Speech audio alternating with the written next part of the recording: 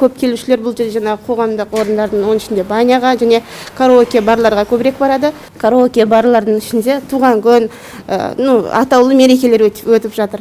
Ол жерде жаңағы орындарда 30 адамнан жоғары көбірек жиналыстар өтіп жатады. Осы жиын тойлар болып жатады. Кейбір жерлерде тойханалар көп жұмыс істеп жатыр.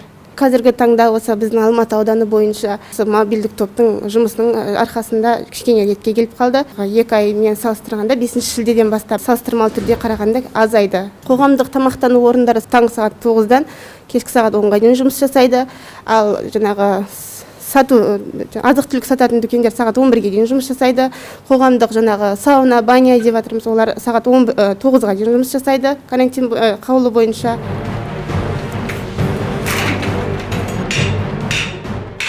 Бүгінгі түнгі уақытта жасалған рейд бойынша біз бас санитарлық дәрігердің қаулысына сәйкес бұл жерде құқық бұзушылықтарды анықтап отырмыз. Өздеріңіз көргендей жаңағы есікті осы жердің күзетшілері ашпай жасырын түрінде жұмыс жасаған үшін ЧС қызметкерлерін шақырып осы атаулы маэстро караоке клубына кіруге тура келді.